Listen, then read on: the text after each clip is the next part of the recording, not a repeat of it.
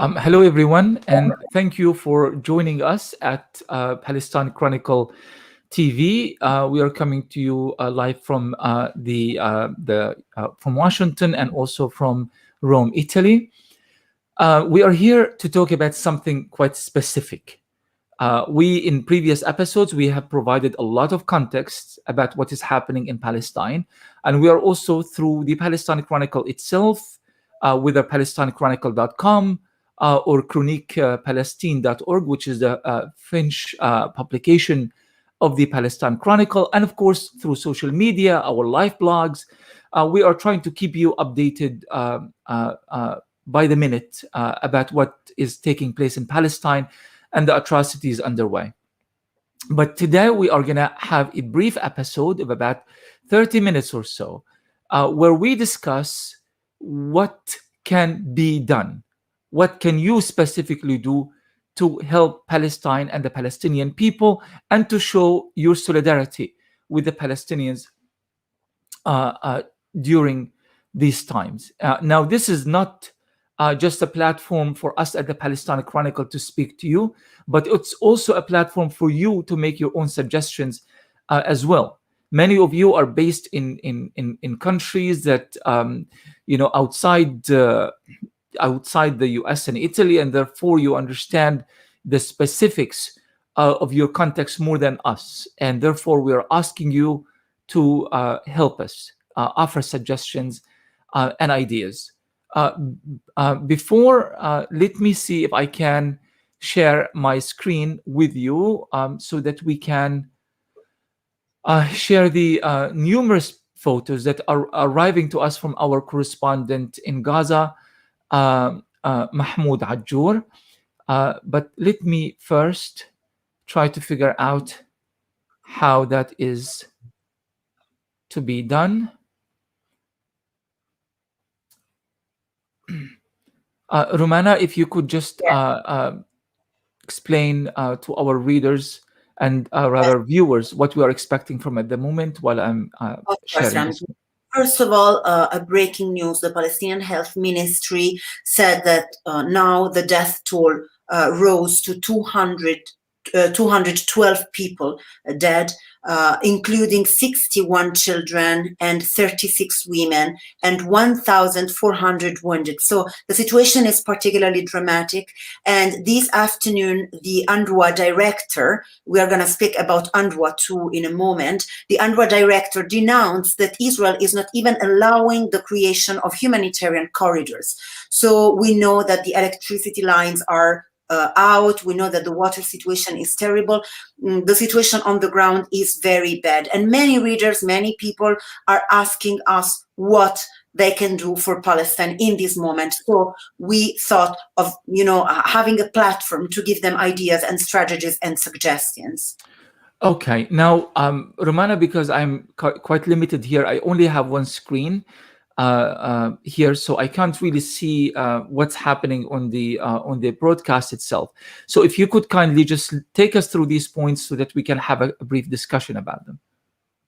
Of course. First of all, it is important to fight disinformation. One of the wars that we are fighting is actually the war against disinformation, especially in mainstream media that provides us with a very biased narrative. So, Ramzi, what can we do to fight disinformation? Us as media organizations, but also our readers, what they can do, what can they do? Absolutely. My suggestion regarding this, and again, Romana, if you could also kindly share the views of some of our readers as well, bring in some of the guests who are going to be joining us later on, because as I said, my screen is quite limiting at the moment. Regarding misinformation and disinformation, the idea here is this. The focus cannot be on mainstream media, corporate mainstream media, especially in the West, with the intention of actually trying to save it or fix it. It's unfixable simply because mainstream corporate media is serving the interest of those within the corporate world, those with deep political interests that lie mostly with Israel, mostly with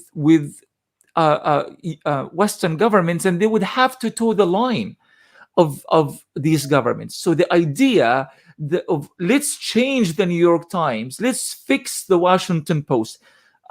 Comrades, sisters, and brothers, this cannot happen. By definition, it cannot happen. But it doesn't mean we abandon Western media or corporate media altogether. We have to hold them accountable. We have to bombard them with messages, with emails. We have to be there in their comments pages. We have to be in their social media pages, pushing an alternative narrative. Whatever victory we can achieve in that regard is a good victory, is worth the effort and it's worth the trouble. But again, not with the understanding that we can actually fix them and change them and make the New York Times over time, a pro-Palestinian publication. As someone who have studied media at universities and someone who has written extensively on the subject and done a lot of research, at one point I actually went to the coverage of the New York Times from January 1st, 1901, and I traced their coverage of anything related to Palestine and Zionism until the end of the century. Was done for an American research company here, and it was extensive work that lasted for nearly a year. The trend has always been there. From the times that they used to refer to Palestinians as Muhammadans. I promise you, go back to the New York Times, early 20th century. There was no such thing as Palestinians. They were Muhammadans. You see? So you can't fix the New York Times. You can't. But fight that war as well. But fight it with the understanding that you are trying to score little victories there. That's why I'm saying this, because the alternative media is your source of information. It's your actual battleground. This is the war that we are actually winning. The changes that are happening right now in mainstream, in the thinking of Western society, is not because the Western media is changing or because corporate media is actually finding some sort of a balance regarding this issue.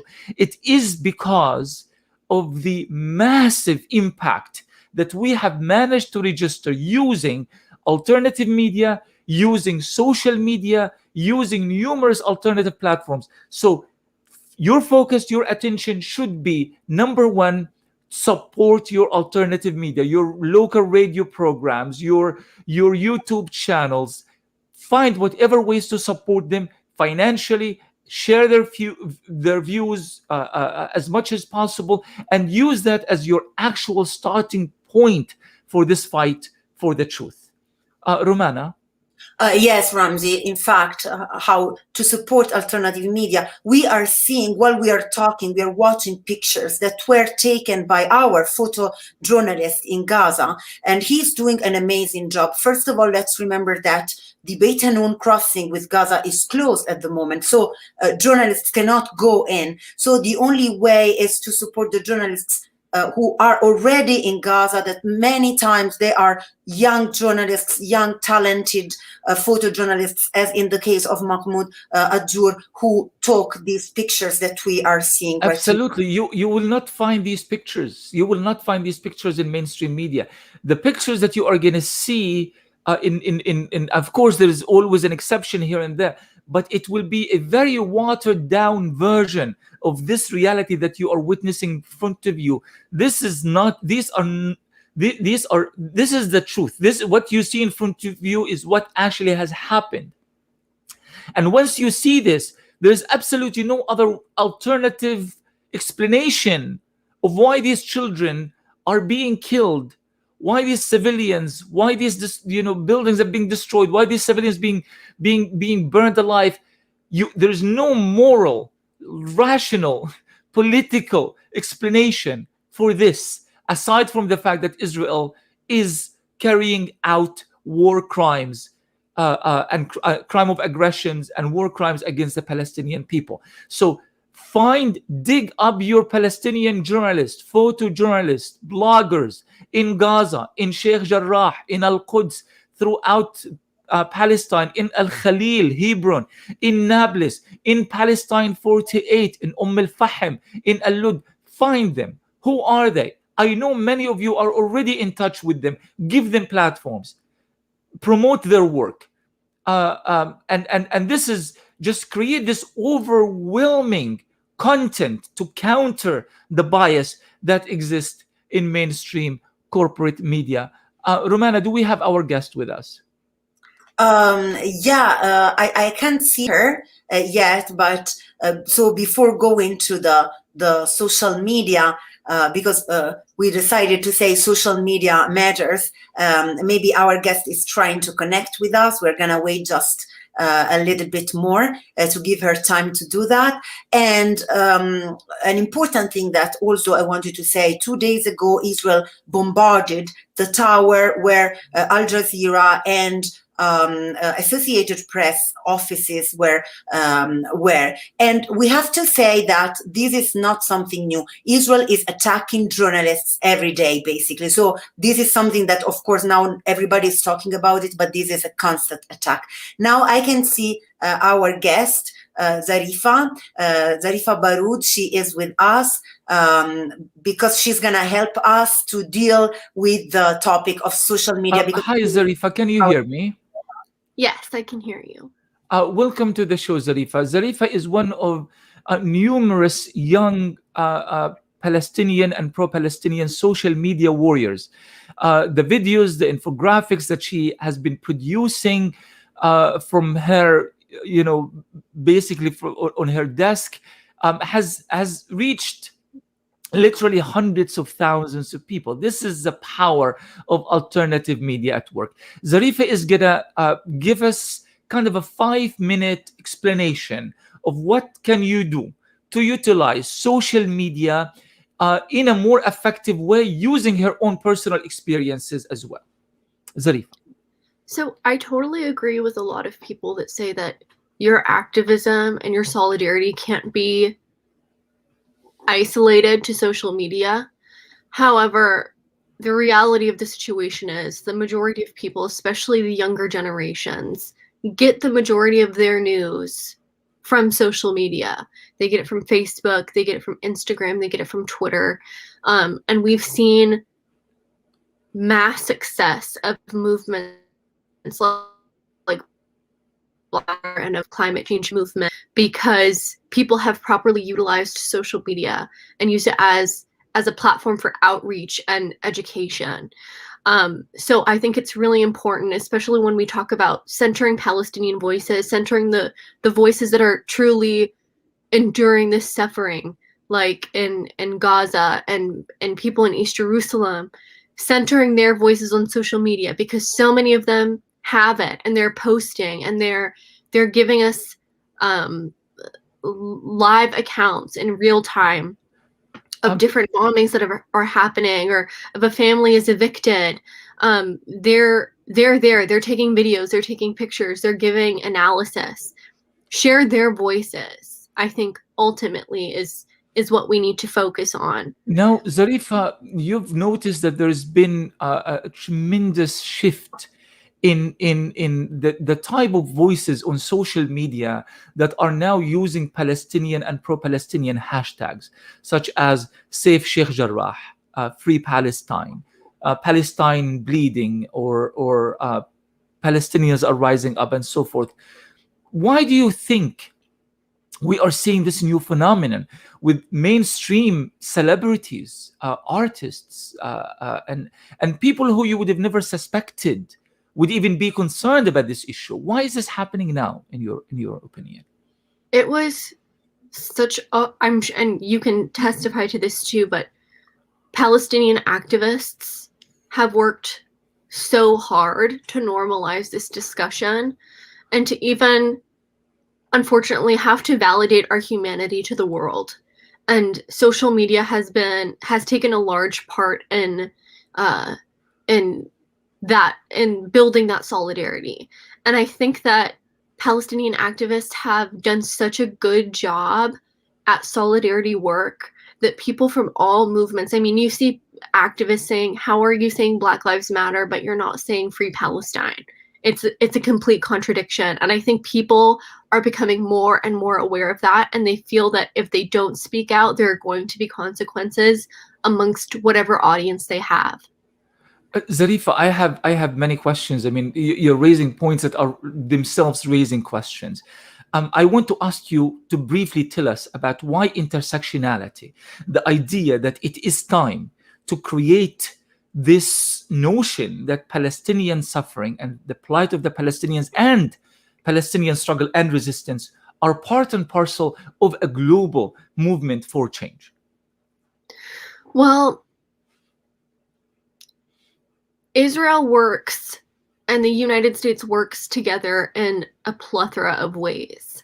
If we look at state violence in the United States, for example, there are so many connections to the Israeli military apparatus just in the United States. For example, in Seattle, where I live, our police department has traveled to Israel twice. That we know of, to get training from the Israeli military, and officers that have been a part of those programs have killed people in Seattle and are known for their violent tactics that they use, either no knock arrests or breaking into people's houses, or the way that they treat people at protests and demonstrations. And I think that those connections are becoming more and more kind of clear to people. And that is really also the help of our allies and comrades in this movement. For example, I was at a protest yesterday downtown, and there were people speaking from Colombia, speaking about the situation in Colombia and speaking about how food sovereignty is related to the Palestinian struggle, and how the Israeli military trains Colombian military forces that oppress workers. Zarifa, I need to stop you there, because what happened in Seattle yesterday is a microcosm of what's happening all over the world, and was particularly fascinating. I mean, you took that video. Thank you for doing that live streaming from the protest. It has almost 2,000 views since last night. On Palestine, on the Facebook page of Palestine Chronicle. The demographics in that protest was really quite interesting. I mean, I remember when I was your age and living in Seattle, and we used to go in a pro-Palestine protest. I mean, I hate to think of this in terms of white and black and white, but the few people who used to gather, they used to be mostly white, middle class, progressive, activists, mostly from the left. Yesterday, the demographics seemed to have completely shifted. It was an overwhelming number of people of color, minorities, women. What do you think has happened? I really do think it's all due to Palestine activists, and specifically the ones that have put in the work to make connections with other people's struggles. I think that it's a massive mistake that some people in our movement make to try to isolate our issue to simply a Muslim issue, or simply an issue for the Arabs to deal with. But what we saw yesterday is that so many people had been connected with our movement and our struggle in whatever way. We saw people from the Black Lives Matter movement. We saw people from the Philippines. We saw people from the LGBTQ community, which are massive strides, because Israel has really put in a lot of effort, especially with the LGBTQ community and with Western feminists, to remove them from the Palestinian cause and make them think that they're not welcome in our movement. And of course, Palestinian activists have put in that extra work to show them that you are welcome. Absolutely. And we'll stand by you if you stand with us. Of course. And also, I mean, maybe these groups alone are isolated and small, but together they form a mass movement, as we are seeing millions of people all around the world. If they are segmented, nobody, aside from very few, would even hear about their causes. But together, they're very strong and they are very powerful. And also the voices of the people who were in the leadership of these protests were actually mostly Palestinian, young Palestinians like you, who are that generation who was born and raised in these countries, and now they are kind of taking charge of their own discourse. Zarifa, I want to ask you one last question about this new phenomenon that you've been engaged in, which is kind of taking over celebrities' Twitter and Instagram accounts and doing live broadcast with their permission, of course. What is this all about, and how can people kind of engage with this sort of activism? So I saw a lot of people do this during the wave of Black Lives Matter protests that were happening in the States. Different celebrities and influencers on social media would kind of give out their platform to people to speak for themselves, people involved in the movement to speak for themselves, but give them access to their audience. And I don't know why I never thought of doing that myself, but a colleague of mine kind of asked me, why don't we start reaching out to people? And so we started just messaging different influencers on Instagram and on Twitter, and having other people tag them to reach out to us. And so far we've had a live stream with a model, with a DJ, and we're going to have one with a rapper coming up very soon, and just different like fashion influencers on Instagram that are brave enough and generous enough to share their platform with us. Absolutely. It was really quite beautiful watching that yesterday, Zarifa. Romana, I'm sorry I hijacked Zarifa entirely here. Do you have one last question for her before we move to our next point?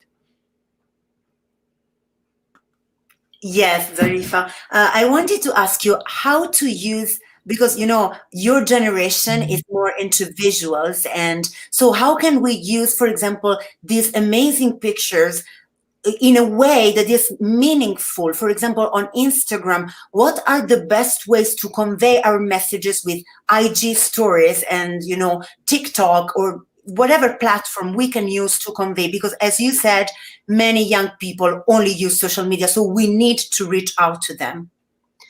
I think that a lot of people that are already have a strong conviction about Palestine are sharing our materials. I think the most success that I've gotten from things that I've produced are things that are super accessible for anyone to understand, for people that haven't been introduced to the subject before. Something that is clearly outlining, how did this start, what's happening right now, how can you help, and give them kind of action plans. People really like to have something to do. They don't want to just be depressed about a situation. They want to have someone tell them, this is what you can do to help right now. And ideally using their computer. Here's a petition to sign. Here's an email to give to your congresswoman or congressman. So I think that's really helpful for people. Absolutely. And Zarifa, you're also at the forefront of advocacy with your organization in Washington, D.C. We appreciate you taking the time. Thank you very much, Zarifa. And speaking of what we can do, we can go to our next point, Romana. Yes, of course. So many people ask us how they can help financially too. So is charity urgent in this moment when we see the tragedy that is going on in Gaza? Absolutely. Now, usually, and I've raised this issue before, there's this debate about charity. Do Palestinians need charity? And the obvious answer is yes. But my contention is not with the issue of charity, but the elucidation on the concept of charity. Palestinians are not a charity case. And what's happening in Palestine cannot be rectified through charity alone, because it is a political issue. It is an issue of human rights and human rights violations, military occupation, colonialism, racism, and apartheid. So just thinking, well, we've done our part, we sent a few dollars to an organization that helps Palestinians, and I've done my moral duty for the day. No, I disagree with that. It's one of numerous facets of solidarity. So if it's understood correctly, then charity as a form of solidarity can be absolutely critical in this regard. And we have for you here a list of organizations, or rather a list of organizations that provide direct help and support for Palestine and the Palestinian people. Romana is going to be showing them one by one on the screen, and also linking them at the bottom of this in the comments section. Now, by no means these are the only organizations that are helping the Palestinians. These are the ones that we in the Palestinian Chronicle have supported in the past, and quite known and global in their outreach, and do direct support for Palestinian people in Gaza, throughout Palestine, in Palestinian refugee communities in Lebanon, Jordan, and elsewhere. However, please feel free to send us your comments now with your favorite organization in your own country, from Malaysia, South Africa, Brazil, and at the comment section to go ahead and link it as well. Just write something very simple: people in Malaysia, this is the organization, name of organization, and a link. And then hopefully this is going to reach as many people as possible. And so, because the local element here is so very important. If you are in Malaysia, you don't feel maybe comfortable supporting an organization that's based in the US, you don't know enough about them, but you want to support your local organization in Kuala Lumpur, for example, or if you are in South Africa, in Cape Town, in Johannesburg, and so forth. So please do so. And Romana, I'm sure, is right now sharing the names of these organizations. Of course, UNRWA is absolutely essential at this particular moment, because UNRWA is one of these organizations that the moment you support them, that support goes directly to Palestinians, because they are actively working on the ground. It's not going to take them months and months to develop new strategies of how to deliver that support. So you have Friends of UNRWA here in the United States, you have the UNRWA page, and you have, I'm sure that there are local branches for UNRWA in other parts of the world. Dig for this information, find it, support UNRWA. Other organizations, the Palestine Children's Relief Fund, they have helped hundreds, if not thousands, of injured Palestinians in the past reclaim their life, reclaim their childhood, as happened in the case, as they focus mostly on Palestinian children. Also, you have kinderusa.org, one of my favorite organizations. I have done and helped them fundraise in the past. They do a tremendous job. Kinderusa.org is focused mostly on Palestinian children, but they also, or in Palestine, but they also do work elsewhere in the Middle East. You can always find, when you go to their page, kinderusa.org, find the link that to your favorite project that you want to support, and so yeah, you can specify that your money is going to Palestine at this particular difficult moment. The thing about Kinder USA is that not only they provide direct support, but they also create empowerment projects, especially for women who have lost their husbands in the war, and they need to take care after of their children. So they empower them. They finance small projects, small organizations that help them create means of survival for themselves, but also help their community as well. Romana? Yes, Ramzi. We also have Medical Aid for Palestinians, which just launched actually an emergency appeal for Palestine. We know that the situation in the hospital is terrible, and I want to highlight that last night in a bombardment, 2 doctors of the Shifa hospitals that were doing an amazing job with wounded in Gaza were killed during an Israeli bombardment. So Medical Aid for Palestinians is helping, of course, hospitals on the ground, and they launched this appeal. It is in the comment section, of course, too. And also we have Islamic Relief that also is in the comment section, and Palestinian Red Crescent Society. Even their contribution is huge. Very often the numbers that we provide are given by the Palestinian Red Crescent Society, which is working on the ground every day, because let's remember that this is an emergency situation, but in the West Bank and Gaza, the situation is basically always an emergency. Absolutely. And this is just a reminder to all of us. When we speak about Palestinian resistance, we're not talking about rockets and guns. We are talking about every aspect of Palestinian society that is contributing to this incredible collective phenomenon of sumud, steadfastness. These are the ones who are keeping the Palestinian struggle alive.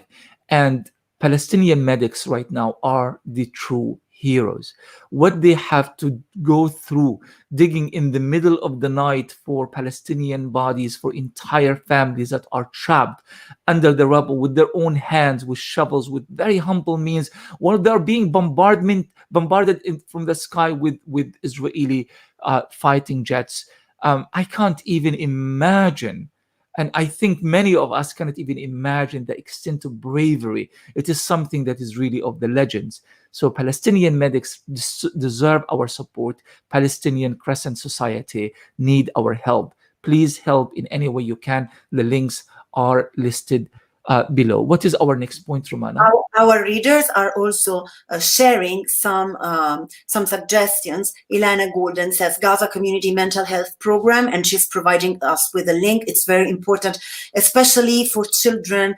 When we connect with our reporters in Gaza, the noise is so loud, and the vibrations in the building. So we know that the situation is of total distress. Absolutely. This is the kind of protracted suffering that doesn't end when a ceasefire is eventually declared. This is something that lives with you for the rest of your life. I was born and raised in a refugee camp in the Gaza Strip, and I can testify to what that actually means.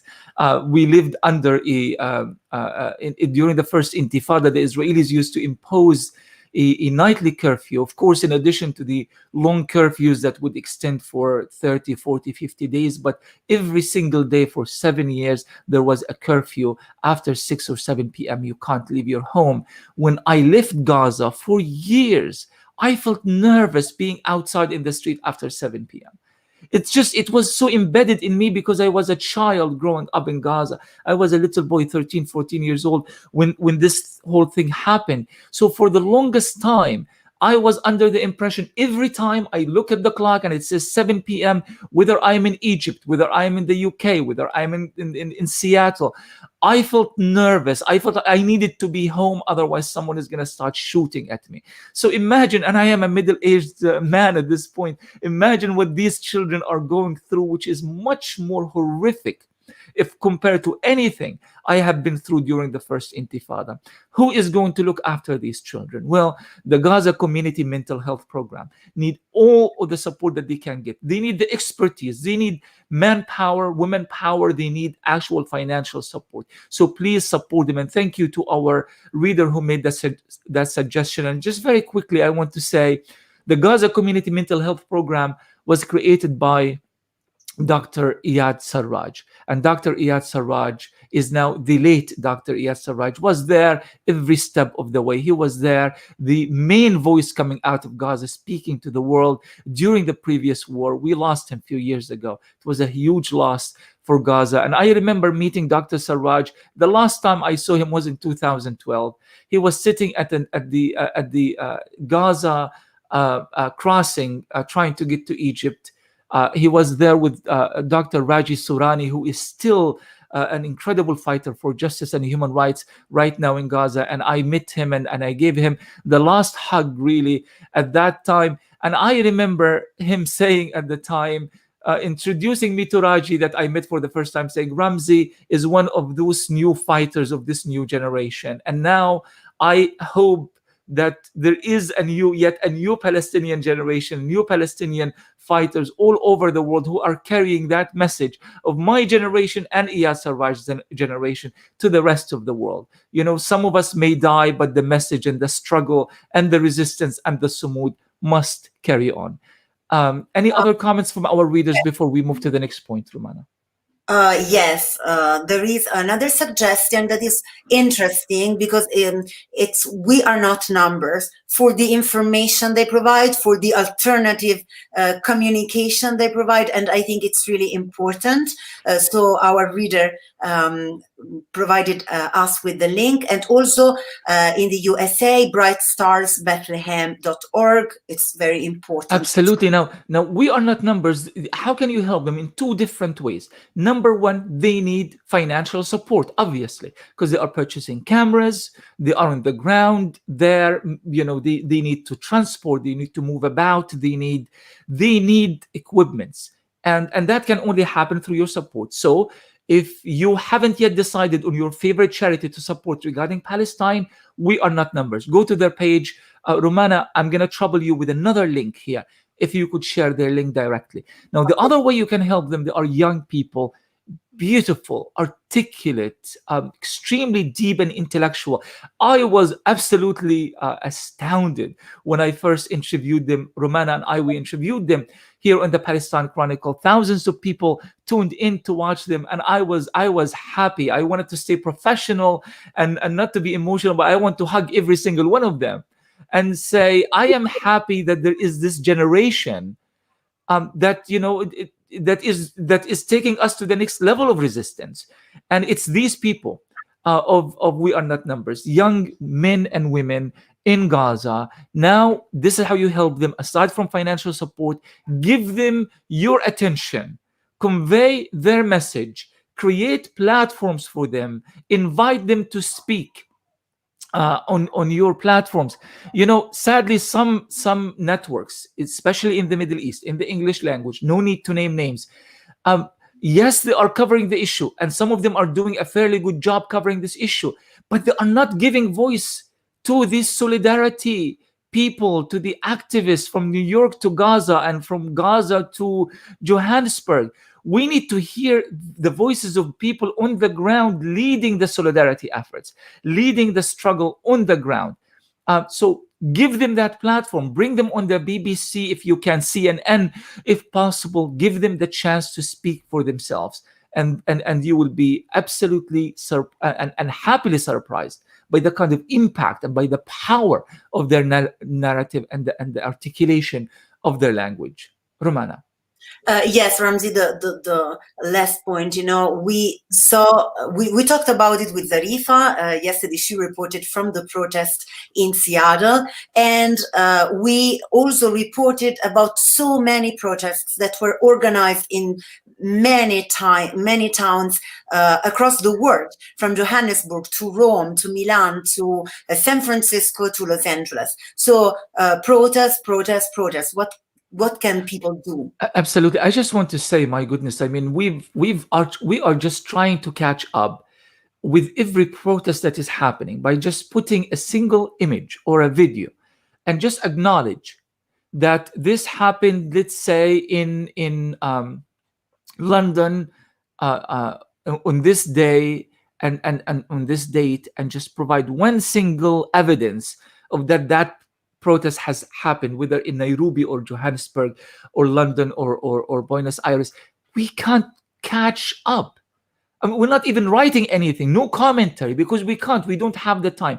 We are 5 people running 2 different websites and all these social media networks, just trying to let you know that this has taken place, and we cannot possibly catch up. This is because of the tremendous number of protests that are happening all around the world. So protest. Why? Number 1, you get your voice out there. Number 2, you send a message to the Palestinian people that someone cares and someone is doing something. Number 3, you are expanding the circle of solidarity because people are listening to you in the street as you chant free Palestine. People are hearing your message. People are collecting your flyers. And here's the other interesting thing. If you have a protest, like I'm going to give you examples, a protest that maybe only 50 people showed up to, yeah?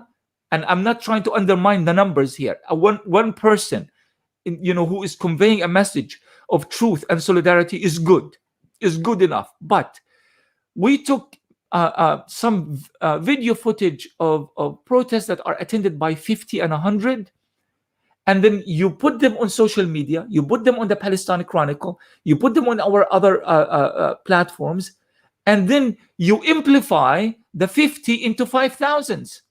You see? So when you protest, take videos, take images and make a record of that, immediately push it out on social media, tag others, encourage others to do the same thing. So if the millions who are protesting will amplify and will multiply on social media and on alternative media to become tens of millions. This is why we are winning the narrative against Israeli propaganda. This is why, for the first time in history, and I claim to be a historian, and I tell you that we have never witnessed anything like this in the past. For the first time in history, the tables are truly turning. And it's Israel that is in a state of self-defense. When you have people like famous footballers, celebrities, even the likes of Paris Hilton, for crying out loud, posting free Palestine, stop this injustice. Yes, some of them, like Hilton, was forced to take it down or pressured to take it down. But the idea is we are penetrating into layers of solidarity that never existed before, and we never even thought it was possible for it to exist before. And that is because of your constant protest, whether in actual, real, physical sense or on social media, on a digital, virtual sense. So carry on, continue with this, and don't stop until we reach that critical mass, until we wake up enough people that will hold Israel eventually accountable for its war crimes. Romana, if we don't have any more points, there's one last thing I want to say. Tell me, what is our agenda so far? No, we don't have any more points, so you can go ahead. And we are going to be going live on RT on their news segment in a few minutes to talk about the bombing of the Qatari Red Crescent Society headquarters in Gaza. We're going to be talking live about this shortly, and that's just another example, just jumping from one platform to another, from TV to websites to social media to radio to newspapers in every possible language and every possible platform and every possible audience. And that's my last point, comrades, sisters, and brothers. Let's not put our entire focus on one platform or one political space. This idea that we are just sitting and waiting for President Biden to come to the rescue of Palestinians. Well, if we are going to be waiting for that, you are going to be up for a very long wait. Biden has been pro-Israel and declared repeatedly, and we wrote about it, quoting the man himself, when he said, "You don't have to be Jewish to be a Zionist. I am not Jewish, I am a Zionist." That's word for word. That's what Biden has said. And there is an impressive video that Romana had created for the Palestine Chronicle, quoting Harris and Biden in their various AIPAC appearances, in their various appearances in the pro-Israel lobby organization AIPAC in Washington, D.C., making this declaration over and over again. So we don't really have much expectations there. Another thing that we need to remember here is that when the South African apartheid regime was finally dismantled in the early 1990s, the US, Britain, and Israel were the last three countries in the world to acknowledge that apartheid was over. So don't expect the US to lead any movement of change in Palestine. The US will eventually have to join in the rest of the world when we reach that critical mass. How do we reach that critical mass? We have to think of every country. Every country matters. Cameroon, for example, a populous African country that has always been in support of Palestine and the Palestinians. But as of late, their record at the United Nations, their voting records, has been really quite dismal, sad, tragic. We can't lose Cameroon. We can't lose Senegal. We cannot lose Brazil. We can't lose India. We have, since the Oslo agreements in the early 90s, we place all of our focus, all of our advocacy, all of our media work, or at least vast majority of it, on the US, on Oslo, on Norway, on Britain, on France, on Europe in general, on the Western Hemisphere in general. And we have neglected what I call our strategic depth in the Southern Hemisphere. Now, they matter. You might think in your mind, well, they don't matter because they don't really control the world the same way that American imperialism does. Oh, you are mistaken, my friend. They do matter. And the reason they matter is because they have voting rights. Of course, they matter in their own rights at a moral level, but also from a strategic point of view. They matter because they are the ones who vote. They vote at the General Assembly. They vote at the ICC, the International Criminal Court. They vote at the International International Court of Justice. They vote. They vote at UNESCO. They have voting rights, and these are the voting rights that are shifting the and putting pressure on Israel. It shows that the international community is delegitimizing Israeli apartheid. But how do we delegitimize Israeli apartheid if we don't have these votes? Netanyahu, quite a clever guy, he has made that discovery. So he has shifted his attention to Africa in recent years and is getting so much attention and accolades. And he had proposed the Israel-Africa Conference in order for him to win African support at the United Nations. We are fighting back in Africa. We are trying to catch up in Africa. We have written extensively about the subject. I personally traveled in several African countries trying to advocate a return to the pro-Palestinian African position that we have witnessed throughout national liberation movements in the 50s, 60s, 70s, and 80s, but has been changing since the early 90s. Now, it's our opportunity to reach out to this strategic depth of ours. So we need to also diversify our target audiences and talk to them in whatever language they speak, because these are the people who are going to be with us through thick and thin. These are the people who are not playing politics. These are the people where the power of the Israeli lobby and the powerful AIPAC organization have zero impact. You see, so they are very important. Let's go back there. Let's develop actual strategies to work with our brothers and sisters and comrades in Africa, in South America, in the entirety, in India, and in the entirety of the Southern Hemisphere. Unfortunately, I have to go, Romana, because of my interview with RT, but we are going to be back. I hope that you learned something from this. Thank you for teaching us. Thank you for sharing your ideas, comments, and suggestions with us. We are going to be back with another live broadcast as this situation in Gaza escalates. But this time, we're going to continue to think strategically and positively about how do we capitalize on this historic moment for change, for freedom, and justice in Palestine. Thank you very much. Thank you.